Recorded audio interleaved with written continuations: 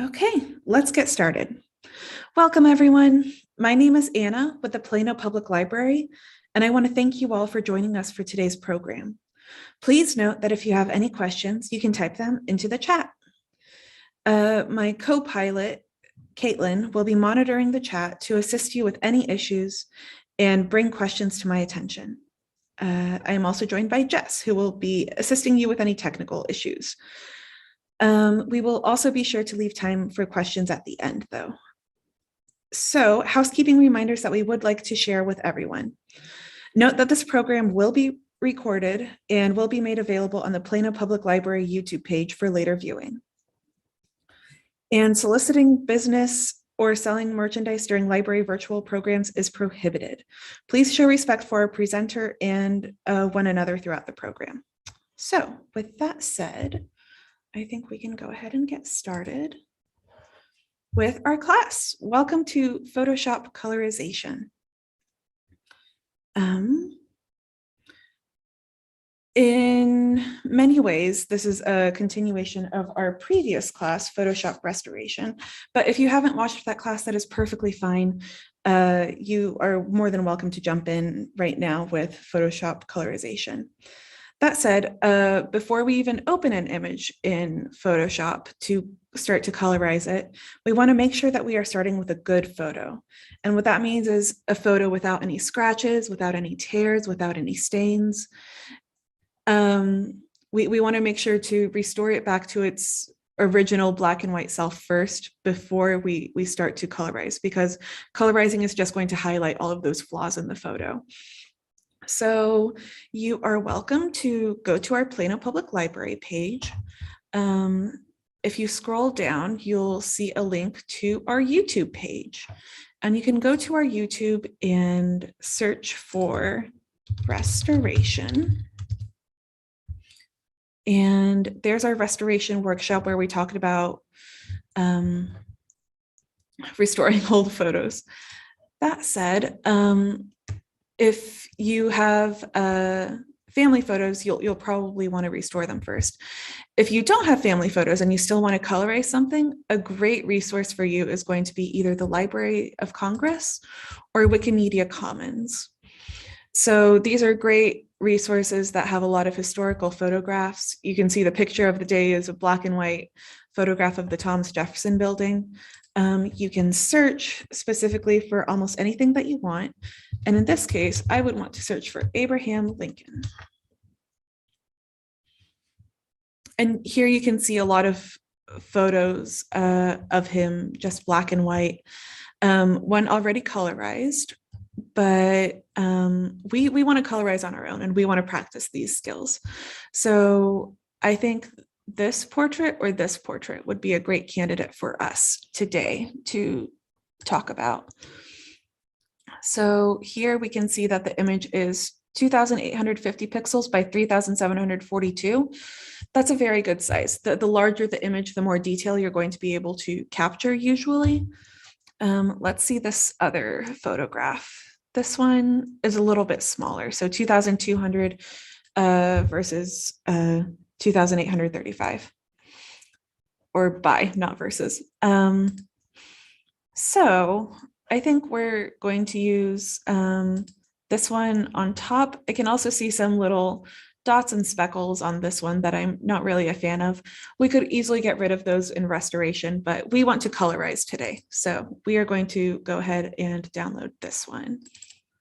We can click on the name and download all sizes, or just click on the picture, right click, save image as. Now, I've actually already done that and saved it to my computer. So I'm going to minimize this for the moment. And now we are back in Photoshop. We are going to go to File, Open. And here you can see I've got my colorization folder and I've got Abraham Lincoln head on shoulders photo portrait. Now, we are going to be talking about colorization by hand with a human brain, but there are a lot of artificial intelligence or AI colorizers out there right now. In fact, Photoshop has an AI colorizer. They call it a neural filter. And these colorizers are a great starting point, I think, if you want to colorize something. And maybe for your purposes, an AI colorizer is perfectly good enough. That said, I do want to talk a little bit about AI colorizers. So under desktop, I've got my wonderful colorization photo.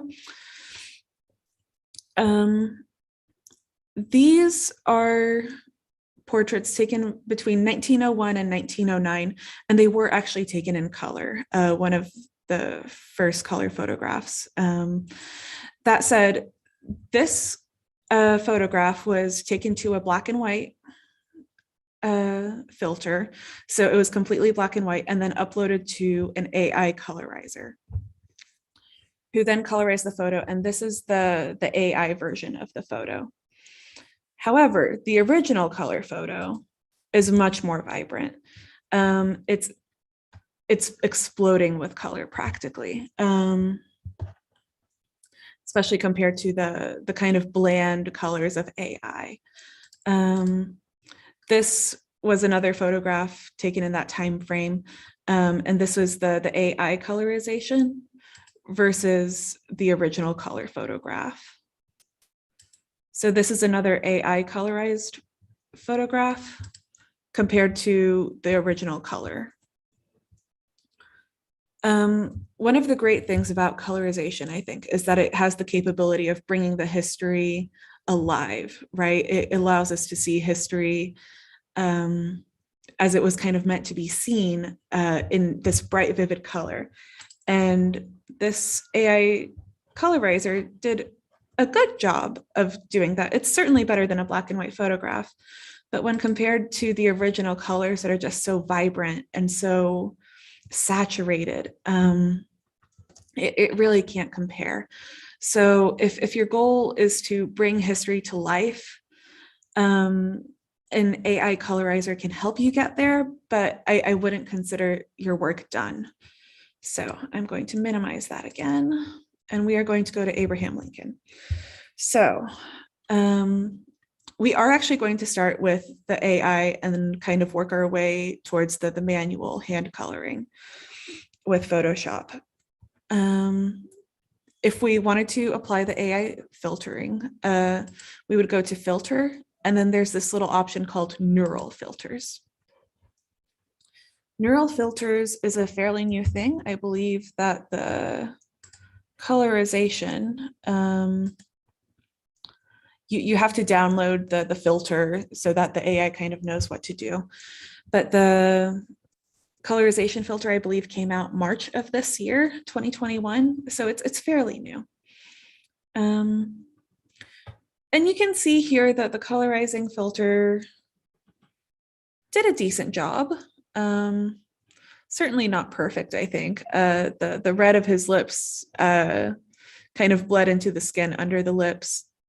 The background, for some reason, has like this dual tone to it. His bow tie changes color, which is interesting. But that actually is kind of similar to the color that I would probably choose for the jacket. So not perfect by any means, but it's a starting point.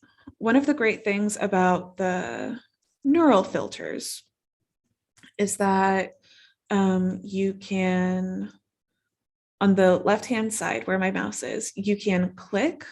So maybe I don't want that background to be brown. Maybe I want that background to be a green color. I'm not sure what kind of green color I want, to be honest, but sure, let's pick that one. And you can see it started to apply some of that green to the rest of the image. So in that case, I would click again where the green kind of faded, and I would keep clicking on the background until the entire background was green. I don't know that I want that green color. But the point of this is to kind of show you that you can alter the colors with the Photoshop neural filter. So if, for example, you had a wedding photo of your grandmother and you know that her wedding flowers were purple lilacs or something, and Photoshop maybe colored them yellow or orange and it didn't really know what color to assign them, you could go in with Photoshop and kind of select the lilacs with this drop pointer and make sure that they were the color that you wanted. One of the things that I like to point out is that there is an output option at the bottom of the colorize filter to output as a new color layer. And I would recommend doing that. I know this looks absolutely ridiculous and this does not look like a properly colored photo, but just trust me. We want to click OK. And there is our wonderful color filter. Photoshop has different layer options. Typically, when you create a new layer, by clicking this little plus sign in the bottom right, that layer type will be normal. You can see there. But if you click on that drop-down menu, you'll see there's many different options. And primarily in Photoshop for colorizing photos, the different layer modes that we are going to choose, we're going to probably choose soft light or color most often. Now, there's kind of a division in the colorization world where about half of people use soft light and about half use the color setting. It doesn't really matter. I kind of think of it as maybe driving a car and, you know, you're supposed to put your hands on 10 and 2, but maybe you slide your hands to a 9 and 3, or, you know, you can put your hands on the steering wheel in different positions. Ultimately, you're going to get pretty similar results either using color or soft light, and you can definitely achieve greatness with either one. So, I'm going to toggle off the layer visibility for this colorized layer. And I'm going to delete this layer that I used as an example, and we are going to go from the very beginning. So in this photograph, I think that it's a little bit, it has very high contrast. It doesn't have a lot of medium tone grays, and we can adjust that. So I want to go to adjustments, and I want to go to levels. And when I open levels, there's this little double mountain looking thing, along with some arrows on the bottom, some sliders that we can slide around. So typically when you're working in levels, everybody agrees that you should take your black and go to the bottom of the mountain, and you should take your white and go to the bottom of that mountain. Now, where a lot of people disagree is whether you should even touch this middle slider. I think you should. I think it's fun to be bold and daring. This middle slider adjusts where the medium tone grays are. And if we slide it over to the white side, you can see it's getting a lot darker and darker. But if we slide it over to the blacks, you'll start to see a bit more nuance come through in the blacks, right? I'm going to toggle the visibility on and off for just a minute. You can see clearly defined the lapels of his jacket, the various creases. Without that, a little bit harder to see. But with that adjustment layer, it's a lot better, I think. So once we have our levels layer done, that's when we can create a new layer and really start applying color. So in this case, I am going to do a color layer, and I'm going to select the brush tool from the toolbar. And here you can see some different options in the options bar that showed up once I selected my brush tool. You can see that if I click on this little down arrow by the actual brush that says 127, I can change the size of the brush to be bigger or smaller, and I can change the hardness of the brush. For colorization, you almost always want the hardness to be set to 0%. If you set the hardness to be 100%, I'll show you what happens. First, we are going to want to select a color for the background, and I think that I want to select kind of a blue. I don't know that I want to select this blue specifically, but if I start applying that blue, you can see I'm going to zoom in by holding down the Alt key and using my scroll wheel to zoom in a little bit. You can see with a hard brush that it's really exacting on this border edge. If instead I had a soft brush, yeah, 0 hardness, you can see it still does bleed over to the edge, but it's not as harsh of a bleed. And it looks a bit more natural. With a 0 hardness brush, you can kind of fudge the tools, and the eye will kind of make up for any overlay. You don't have to be quite as exact as you would have to be with a hard 0 brush. So I'm going to increase my brush size dramatically. And I think you kind of get the picture of what we're doing. We are colorizing this background. Ooh, we colorized a bit of his hair and his ear. That's perfectly fine. When you're doing colorization in this way, what you can always do is you can go to your eraser tool, which is right here. For the eraser tool, you also want to make sure that you adjust to 0 hardness and maybe make that eraser tool a bit bigger. And then you just kind of go back and forth between your brush and your eraser tool to get as close as you can to the desired result that you are looking for.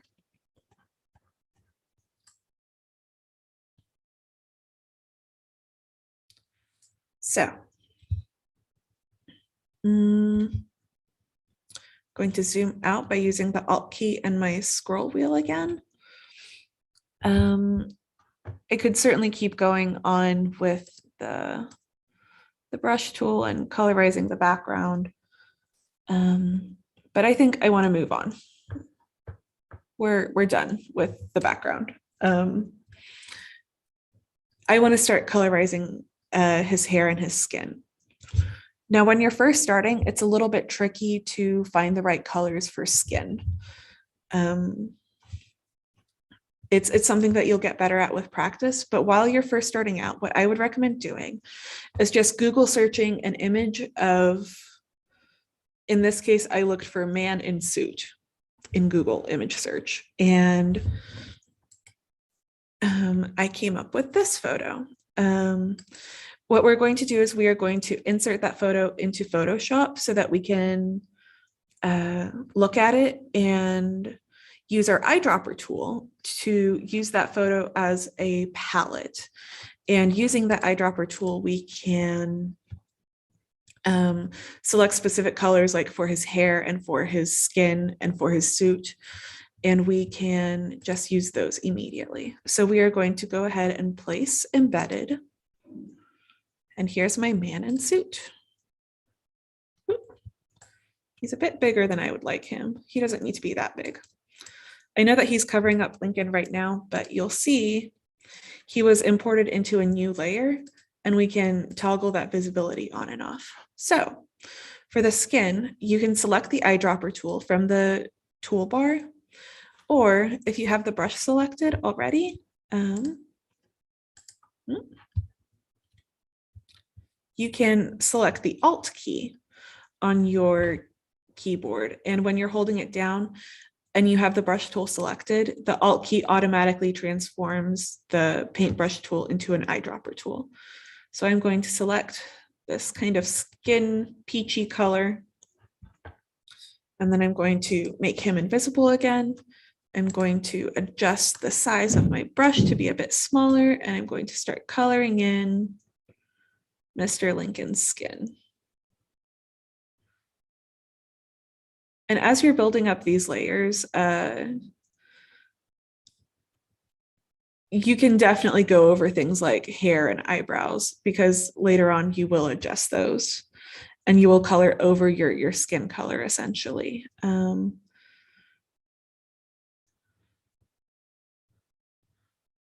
Okay. I know eyes aren't normally a peachy color, but we'll adjust those, I promise.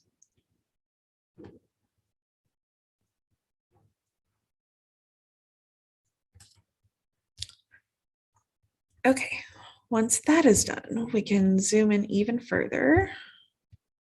Maybe do a little bit of the ears.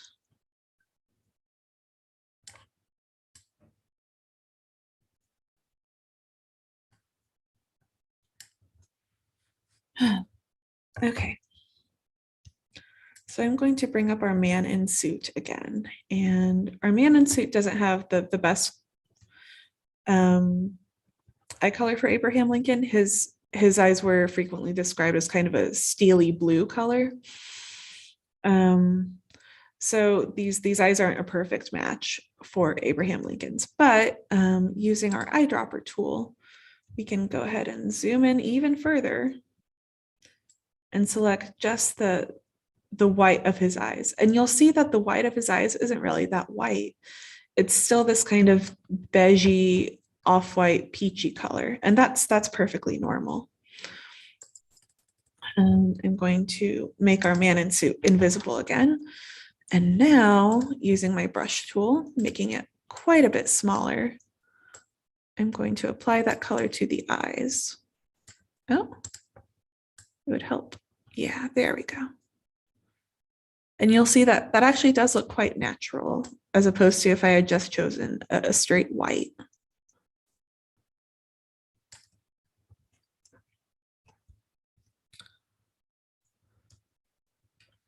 So for the eyes, I think it's best for us to make up a color. And we can change color by double clicking on this little color swatch in the bottom of the toolbar.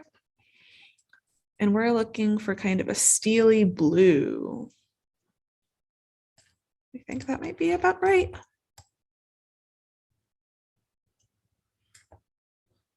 Okay, I think that's way too colorized. We probably want even less color than that.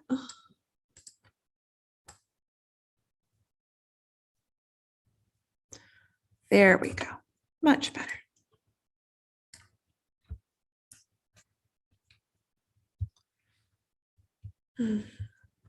And all that I'm doing when I'm using the brush tool is just clicking and dragging and trying to move the mouse as closely as I can.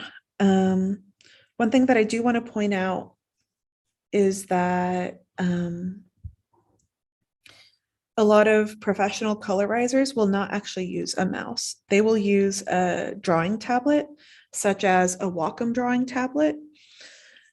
Now, those are a bit of an investment if you want to get one at home. I think they start around $100, depending on the type that you get. But of course, you are welcome to try one for free in the digital creation space here at the Plano Public Library. Just to see if you would like it first before you buy. Or you could just keep coming to the digital creation space and using our Wacom drawing tablet instead. So we would essentially keep going with this method, I think. I do want to show you some other methods as well, though. So, but we would have our brush tool selected. We would hit our Alt key. We would use our eyedropper tool to find the right color brown, maybe that color. We would make our man in suit invisible again, and then we would start colorizing Mr. Lincoln's hair.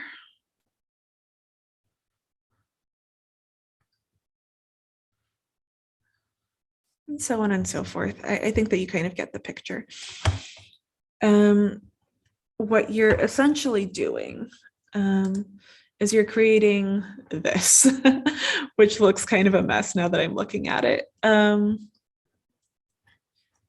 you're creating a layer of color, and Photoshop is taking those colors and it's applying the black and white levels of the initial photograph underneath it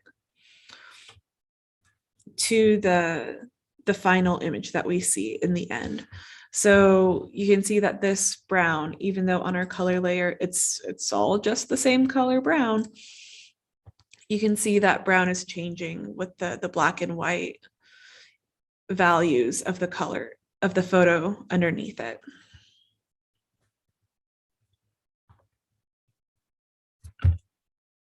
So, in order to keep going with this, it would probably take us a lot of time. And I think that you've probably grasped a bit of the process here. I do want to talk a little bit about the difference between color and soft light. So in color, let's find color down here on the bottom. When I have a brush, and I'm just going to make my brush pretty much as big as it can be, and I want to apply a color to it, it doesn't necessarily matter how far up or down I am on this spectrum. Photoshop essentially knows that I want this kind of bluish color applied, and it will apply the black and white values of the color underneath, right? So I'm going to choose this blue, and I'm applying it way too much. I colored his ear, oops. But the color itself didn't necessarily matter as much. So if I chose a lighter color, it would still be this dark. If I chose a darker color, it would still be this light. In soft light, however, the color matters a little bit. So if we change this blue color to maybe like a darker blue, you'll see that obviously we wouldn't choose a dark blue for Lincoln's face, but hopefully you saw these shadow areas got a lot darker than they were initially, right? Compared to if we chose a lighter blue and colored over Mr. Lincoln's face, you'll see those shadows didn't get quite as dark. And if we chose an even lighter blue, you'll see the color actually starts to seep out, and the shadows get even lighter. So soft light does keep in mind the values of black and white underneath, but it also applies its own value to it as well. So if you're working with color and then switch over to soft light, you just want to make sure that the colors that you chose are the right tone, the right darkness, because they matter quite a bit in soft light. Okay. So that's one way to colorize. A lot of professional colorizers, though, will, instead of creating just one layer and colorizing, you know, the background, then the skin, then everything else on the same layer, they'll work in multiple layers. So this, for example, would probably be the background layer where it would just be blue. They would have another layer on top, probably just for skin. They would have another layer on top that would be just for hair. They would have another layer on top that would be probably for the eyes, and so on and so forth. Each element basically that they color would be a separate layer. And I think that's a wonderful way to work. How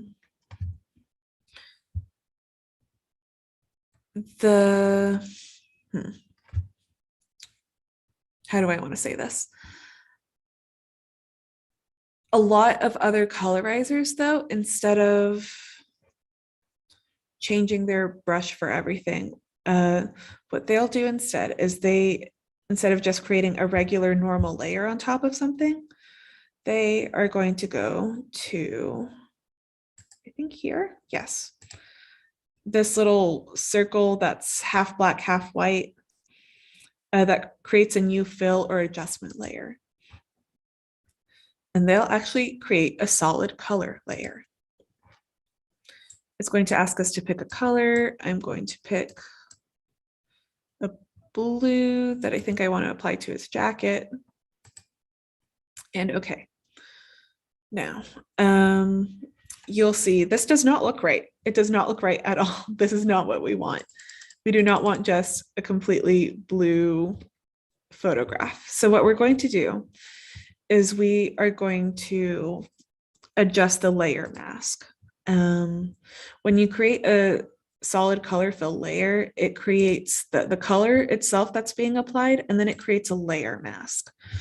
And a layer mask works in white and black. So anything that's black does not get the layer mask applied to it, and anything that is white has the layer mask applied. So we are going to first delete this completely white layer mask, and we are going to hold down Alt and delete. Or maybe Control and delete, I'm sorry. And that gets rid of the layer mask, and you'll see that our white rectangle turned into a black rectangle. When we're working with layer masks, it's very important. We do not want to be working in colors. Anytime we want to adjust the color, we adjust the color here in this swatch. But as far as our brushes go, we just want white and black. So you have your brush tool.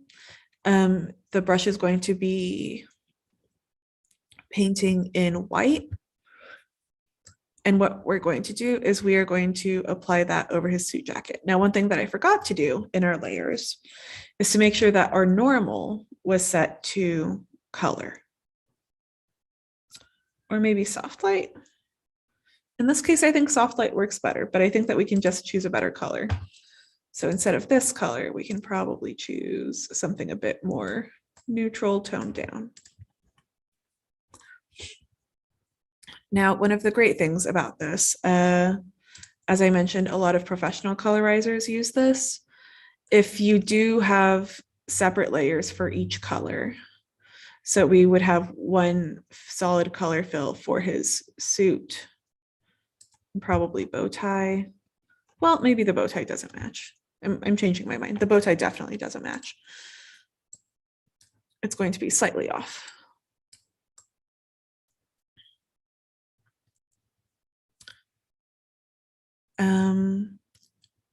If, for example, you find out more information later on that maybe the photo that you were colorizing, what you thought was initially green, you find out that maybe that uniform was actually this brown color or a blue color.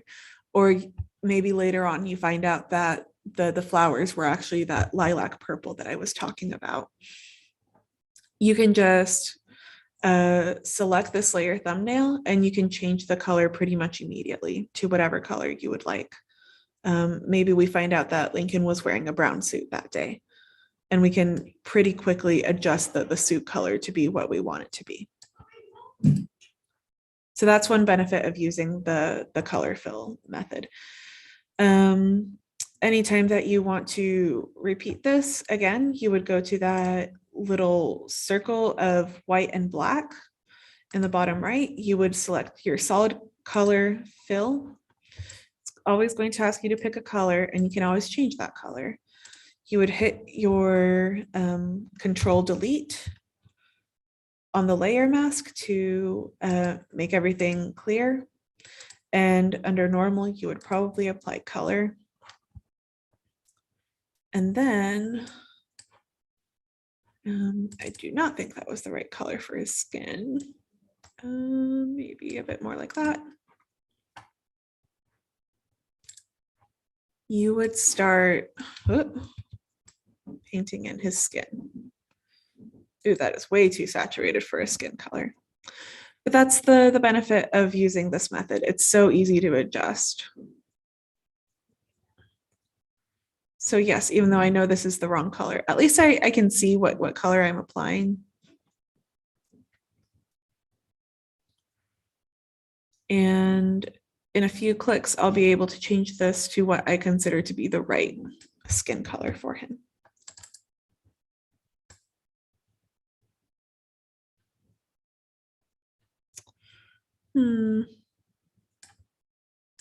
Maybe a bit more red.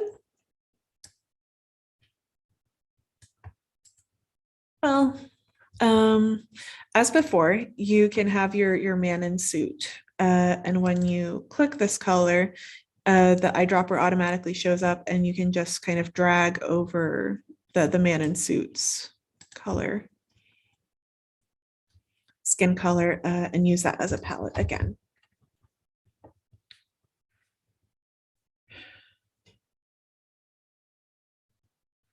Okay.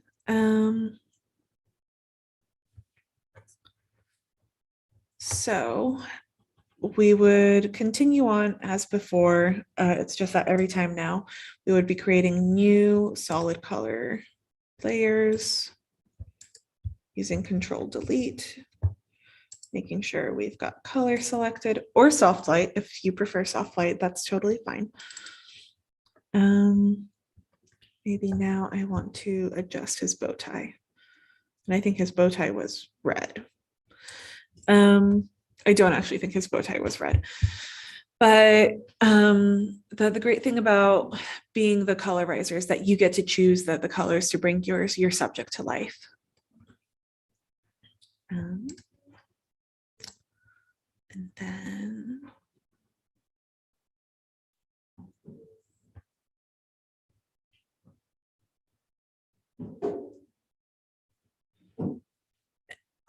and as I mentioned before, maybe initially you thought that it was a red color, but then you decide otherwise. Maybe you decide it would look better if it was a blue bow tie, or yeah, kind of a grayish blue color. And you would just continue on with these solid fill colors by clicking on that circle, doing solid color. You can select the color now or later. You want to make sure that you're selecting the layer mask and hitting Control Delete. You want to make sure that you're changing the layer type from normal to color. Maybe now we do his lips.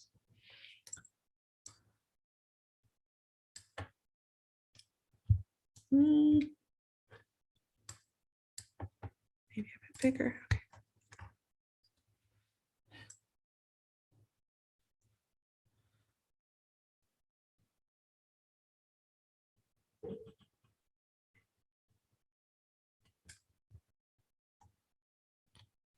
Okay. Now I understand that kind of looks like lipstick, but we can definitely keep adjusting the color. A lot of times, what people will do, they will change the opacity as well, so that it kind of blends in a bit more with the skin color layer underneath. So if you change the opacity, you can see we still get some lip color, but it doesn't look as jarring as before. Anna, Yes, we have a question. wonderful. How do you get the color from the eyedropper to the brush? Okay, so in this case, I'm going to bring up man in suit again. If you have your brush selected, you can hold on to the Alt key on your keyboard. And once you've got the Alt key selected, and I'm holding down the Alt key this entire time right now, you can select a certain color. And you can see in the swatches on my toolbar in the bottom left, kind of middle bottom left, the color automatically applies to the color swatch. So I've now released my Alt key and I've got my brush selected again. I'm going to undo that. But that's essentially how you would do it. If you've got your solid color fill layer, you want to make sure that you've got your color palette visible, and you would just double click on the swatch here, and the eyedropper kind of automatically shows up, and you could choose that color from here instead. So it's just kind of an automatic process as far as Photoshop is concerned. It may be different with different programs. Does that answer the question? It did, thank you. Okay, perfect. Ooh, Lincoln has blue lips now. He's got a little bit of hypothermia. I'm sorry. Okay. What I just did right then is I went to my history, which is normally collapsed in this little icon right here. But we can make our history a little bit bigger, and you can see all of the changes that you have made to the photo, and you can go back in time and see what you were doing. In this case, I just wanted to undo one step. So I know that the blue lip color was me modifying the color fill layer, and I just wanted to go back to layer visibility. Okay. Oh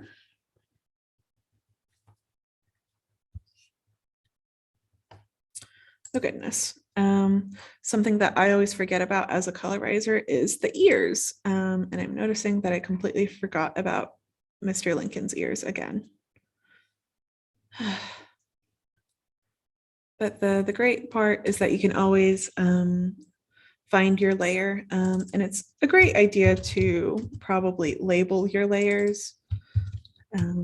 So right now I'm just labeling, skin, suit, bow tie, lips, if I can type, so that you know what you did to that layer.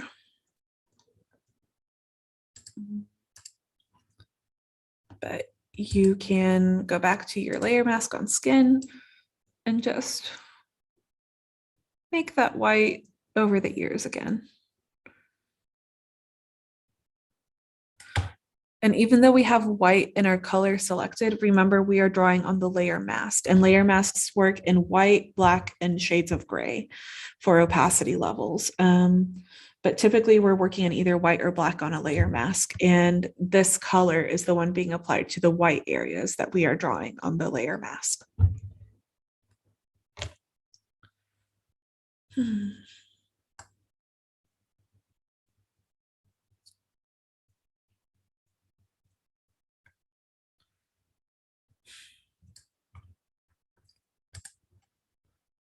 So once again, we are going to that little circle. We're selecting a solid color fill. I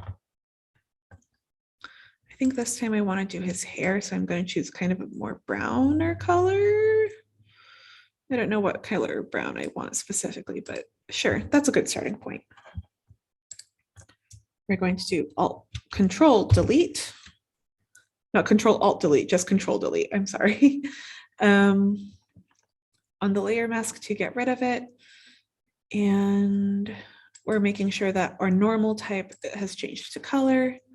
And using our brush, we apply the color to his hair.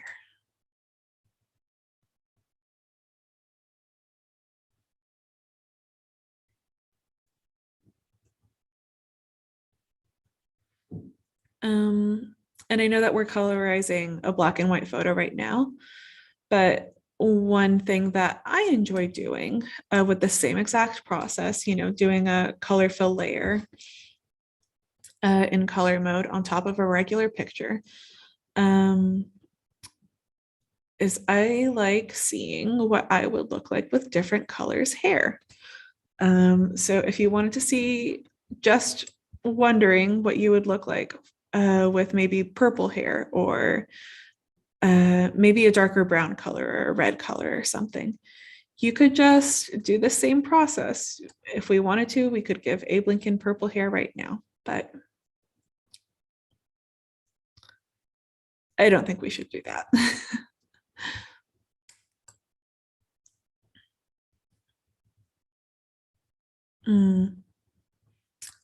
Now that I'm getting closer to his beard, I'm noticing that I also missed some skin on the bottom of his neck. So going back to my skin layer, adjusting the size of my brush,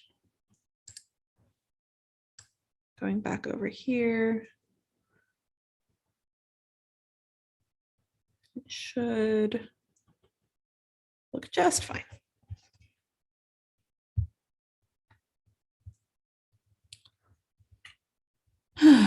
Well, I think that you've got a hang of the process now.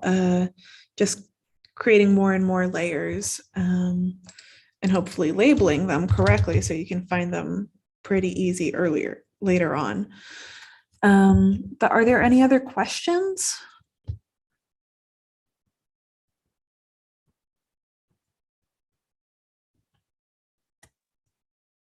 None so far.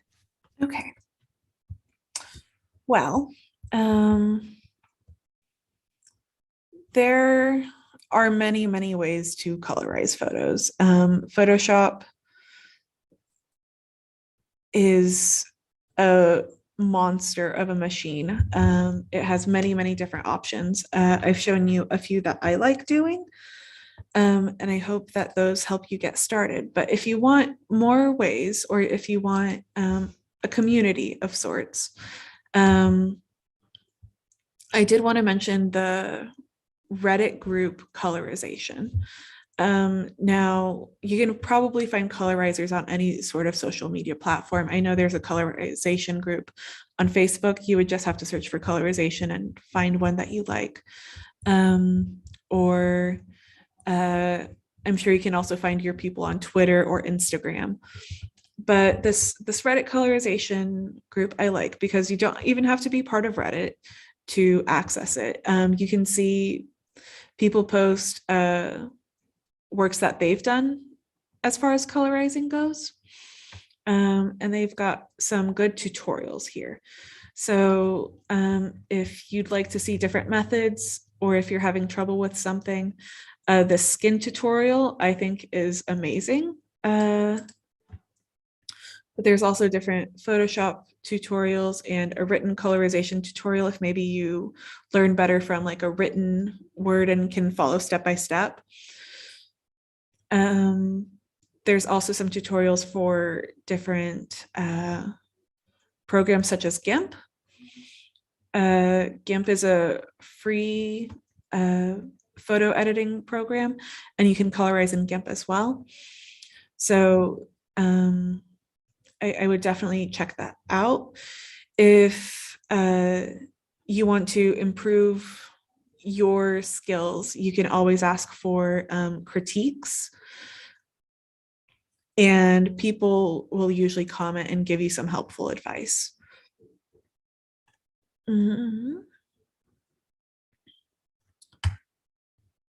I think that's all that I had to say.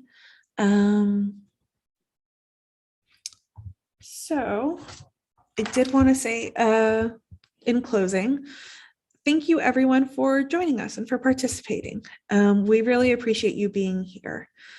Be sure to stay up to date with the Plano Public Library by following our Facebook page and checking out our blog at Plano Library Learns. You can find that, I believe. Oh. You can find that by hovering over library and then going to the Plano Library Learns blog on our website. There you can find recordings of past programs and other materials about how to take advantage of everything that the Plano Public Library has to offer. I'd also really like you to please complete our program survey, which should pop up following this program. We really value your feedback, and it helps us create more great classes and more classes that you are interested in attending. So thank you so much again for joining us today, and we hope to see you next time.